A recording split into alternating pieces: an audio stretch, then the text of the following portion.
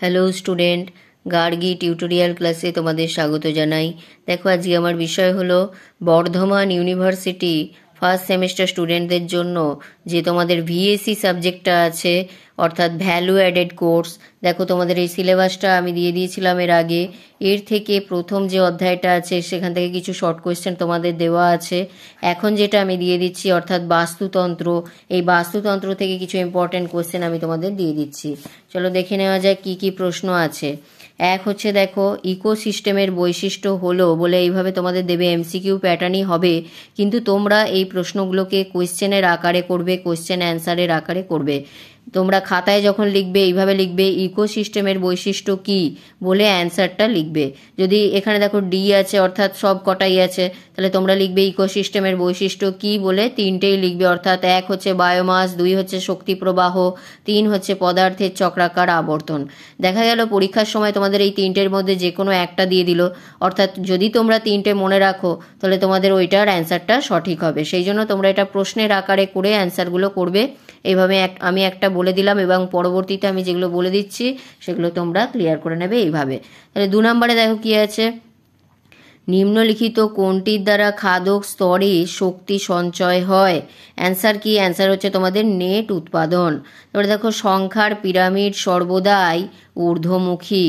জীবাশ্ম জ্বালানি প্রধানত যে দূষকের উৎস সেটি হলো সালফার ডাইঅক্সাইড।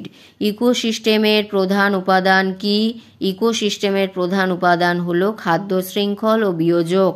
তারপরে দেখো, সংখ্যার পিরামিড গঠিত হয় পুষ্টি স্তরের প্রতিটি সদস্যের দ্বারা। আমি এখানে বলছি, অ্যান্সারগুলো কিন্তু তোমাদের পাশেই দেওয়া আছে, তোমরা আরেকবার মিলিয়ে দরকার হলে দেখে নেবে। ইকোসিস্টেমের অন্তর্গত কোনটি?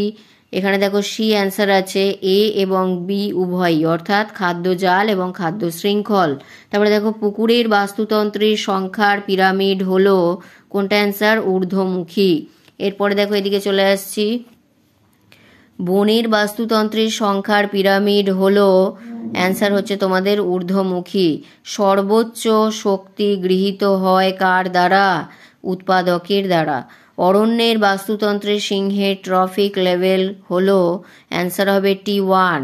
তারপরে দেখো, হাইড্রোসেরির সর্বপ্রথম সদস্য কোনটা? এটা হবে তোমাদের ডায়াটম। এরপরে দেখো, কোন বিষয়ের জন্য সাকসেশন শুরু হতে পারে? অ্যান্সার হবে খরা।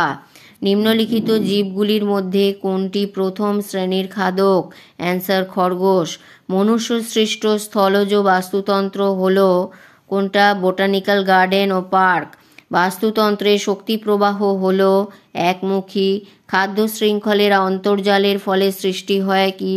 খাদ্য জাল। এরপরে দেখো,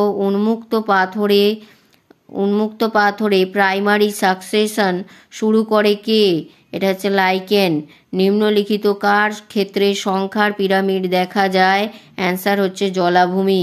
পরের পেজে চলে যাচ্ছি, দেখো এখানে খাদ্য স্তরের অপর নাম কি? Trophic level. বাস্তুতন্ত্রের মধ্যে কত ধরনের পিরামিড দেখতে পাওয়া যায়? অ্যান্সার হচ্ছে 3 ধরনের। বাস্তুতন্ত্রের শক্তি উৎপাদক হলো উৎপাদক। উদ্ভিদের পক্ষে সর্বাপেক্ষা উপযুক্ত বসতি কোনটি? এটা হবে তোমাদের মাইক্রো হ্যাবিটেট। তারপরে দেখো এখানে আছে, ইকোলজিক্যাল পিরামিডের শীর্ষে অবস্থান করে খাদক। গৌণ উৎপাদকেরা হলো পরভোজী। সদ্য আবিষ্কৃত ইকোসিস্টেম হলো ভেল্ট। ইকোসিস্টেমকে নিয়ন্ত্রণ করে কে? ইকোসিস্টেমকে নিয়ন্ত্রণ করে শিকার। বায়োমাসের ঊর্ধ্বমুখী পিরামিডে তৃণভোজীরা কোন স্থানে অবস্থিত? 2 নম্বর স্থানে অবস্থিত। কত প্রকার খাদ্য শৃঙ্খল দেখা যায়? 3 ধরনের। ইকোটন কি? ইকোটন হলো দুটি বা বাস্তুতন্ত্রের মধ্যবর্তী স্থানকে বলা হয় ইকোটন। তারপরে এখানে চলে আসবে, জীব সম্প্রদায়ের প্রাথমিক খাদক কারা? তৃণভোজী বাস্তুতন্ত্রের সংখ্যা পিরামিডের প্রকৃতি কি? সেখানে অ্যান্সার লিখবে তোমাদের ঊর্ধ্বমুখী। দেখো আছে অ্যামোনিফাইং ব্যাকটেরিয়া হলো, এটার মধ্যে অ্যান্সার হবে তোমাদের ব্যাসিলাস। তারপরে দেখো এক ব্যক্তি খাদ্যরূপে দই গ্রহণ করছেন, ওই ব্যক্তি ট্রফিক লেভেলের কোন স্তরে অবস্থান করছেন? তৃতীয় স্তরে অবস্থান করছেন। অস্ট্রেলিয়ার পূর্ব উপকূলে অবস্থিত গ্রেট ব্যারিয়ার রিফ নিম্নলিখিত কোনটির উদাহরণ? এটা হবে তোমাদের ইকোসিস্টেম। সালফারের প্রধান উৎস কি? পাহাড়। পুকুরের বাস্তুতন্ত্রের মুখ্য উৎপাদক কি? কোনটা? অ্যান্সার হবে তোমাদের ফ্লাইটোপ্ল্যাঙ্কটন। তবে দেখো কোন বাস্তুতন্ত্রে সর্বোচ্চ উৎপাদন দেখা যায়? এটার অ্যান্সার হবে অরণ্য। ডেট্রিটাস খাদ্য শৃঙ্খল শুরু হয় কাদের দ্বারা? এটার অ্যান্সার হবে তোমাদের ব্যাকটেরিয়া। তারপরে দেখো অসম্পূর্ণ বাস্তুতন্ত্রের উদাহরণ হলো গুহা। মুখ্য উৎপাদনে কোনটি ভূমিকা আবশ্যক? অ্যান্সার হচ্ছে তোমাদের যেটা সি দেওয়া আছে সেটা। তারপরে দেখো এখানে চলে আসছি পরের পেজে। কোন বাস্তুতন্ত্রে মুখ্য উৎপাদন হয়? খুব অল্প পরিমাণে মুখ্য উৎপাদন হয়, তাহলে অ্যান্সার হচ্ছে তোমাদের নদী। একটি অ্যাকোরিয়াম হলো ড্যাশ বাস্তুতন্ত্র, এটা হবে কৃত্রিম বাস্তুতন্ত্র। যদি ঘুরিয়ে দেয় যে কৃত্রিম বাস্তুতন্ত্রের একটি উদাহরণ দাও, তাহলে কি হবে? অ্যাকোয়ারিয়াম। তারপরে দেখো দুটি বাস্তুতন্ত্রের পরস্পরের সঙ্গে মিলিত হলে সংযোগস্থলটিকে কি বলা হয়? সংযোগস্থলটিকে বলা হয় ইকোটন। বাস্তুতন্ত্রে শক্তি প্রবাহিত হয়, কোনটা অ্যান্সার হবে তোমাদের? একমুখীভাবে শক্তি প্রবাহিত হয়। তারপরে দেখো নিম্নলিখিত কোনটি বাস্তুতন্ত্রের কার্যকরী উপাদান? অ্যান্সার হবে তোমাদের স্ট্র্যাটিফিকেশন। তারপরে দেখো নিম্নলিখিত কার ক্ষেত্রে সংখ্যার পিরামিড দেখা যায় না? অ্যান্সার হবে বন বা অরণ্য। তারপরে প্রশ্ন, নিম্নলিখিত কোন চক্রটি বাস্তুতন্ত্রের গ্যাসীয় জৈব ভূ রাসায়নিক চক্র নয়? অ্যান্সার হবে ফসফরাস চক্র। ফসফরাসের প্রাকৃতিক উৎস কি? অ্যান্সার হবে সমুদ্র। গৌণ উৎপাদন হলো নতুন জৈব পদার্থ সংশ্লেষের হার, এটি সম্পাদিত হয় কার দ্বারা? অ্যান্সার হবে খাদক। শক্তি পিরামিড সর্বদা সোজা হয়, বাস্তুতন্ত্রের পিরামিডটি তৈরি হয় জৈব ভরের পিরামিড হিসাবে। তারপরে দেখো এখানে করবে এজ এফেক্ট দেখা যায় কার ক্ষেত্রে? অ্যান্সার কি? অ্যান্সার হচ্ছে ইকোটনের ক্ষেত্রে। চারণভূমির বাস্তুতন্ত্রের ক্ষেত্রে কোন বৈশিষ্ট্যটি দেখা যায়? অ্যান্সার হবে কম জৈব বৈচিত্র্য। প্রতিটি বাস্তুতন্ত্রের সবুজ উদ্ভিদ হলো উৎপাদক। তারপরে দেখো বাস্তুতন্ত্র কথাটির প্রবর্তক কে, মানে কে প্রবর্তন করেছেন? AG Tansley. এদের মধ্যে সঠিক জোর কোনটা?